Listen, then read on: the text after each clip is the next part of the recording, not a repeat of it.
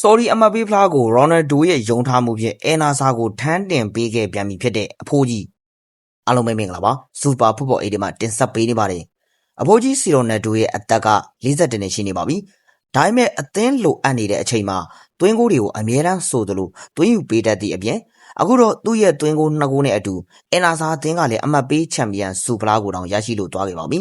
ဒါအပြင်အသက်41နှစ်ဆိုတဲ့ကိန်းဂဏန်းနဲ့မလိုက်ဖက်လောက်အောင်အထိပို့စကတ်ဆုတောင်ရရှိသွားနိုင်ခဲ့တဲ့လှပတဲ့ free kick သွင်းကိုလည်းရိုနယ်ဒိုတယောက်ကသွင်းယူပေးခဲ့ပါသေးတယ်အချိန်ချင်းကြိုးစားခဲ့တယ်အချိန်ချင်းဆုဖလားအနေနဲ့လွဲချော်ခဲ့ရသူနောက်ဆုံးတော့ Saudi Pro League ရဲ့အမတ်ပေးချန်ပီယံဖြစ်လို့လာခဲ့ပါပြီ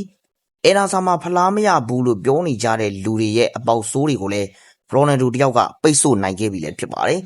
သူကတကယ့်ကိုဂုတ်အစ်စ်ပါပဲမက်ဆီသာအသက်40အရွယ်ကိုရောက်ရှိနေမယ်ဆိုရင်တော့ဒီလိုမျိုးရိုနယ်ဒိုလိုစွမ်းဆောင်ရည်မျိုးတွေလုံးနိုင်မယ်မထင်ပါဘူး။ဘာဖြစ်ဖြစ်စီရိုနယ်ဒိုတယောက်ကစူဖလားရရှိသွားပါပြီ။ပြောပါဦးရိုနယ်ဒိုကအဲနာဆာအသင်းအတွက်ဘာစူဖလားမှမရယူပေးနိုင်တဲ့လူပါဆိုပြီးပြောကြပါဦး။ရတာမှဘန်စီမာအိုင်ဗန်ဒိုနေတောင်ဝဲနူးလက်တို့လိုထိတ်တန်းကစားသမားတွေကိုကြော်ဖြတ်ပြီးတော့ဒီစူဖလားကိုရရှိခဲ့တာပါနော်။မေဂျာလိလိုအပျော်တန်းကစားပြီးရလာတဲ့စူဖလားမဟုတ်ပါဘူး။ဒါကြောင့်လဲ CR7 ဖန်တွေကမက်ဆီထက်ပိုပြီးကောင်းမွန်တာလွန်သွားတဲ့စီရိုနယ်ဒိုအတွက်ကိုပို့ပြီးတော့ဝမ်းသာနေကြတာလည်းဖြစ်ပါတယ်။တက်ပြောမယ်ခက်ခဲကြမ်းတမ်းတဲ့ Saudi Pro League ခီးစံမှာနောက်ဆုံးတော့ Ronaldo ချန်ပီယံဖြစ်ခဲ့ပါပြီ။မလေးမစားမလုပ်နဲ့ငါတို့ရဲ့ဘီယင်ကြီးစီရိုနယ်ဒိုကမတူညီတဲ့ League ၄ခုရဲ့ချန်ပီယံกว่าလို့ပဲပြောချင်ပါတယ်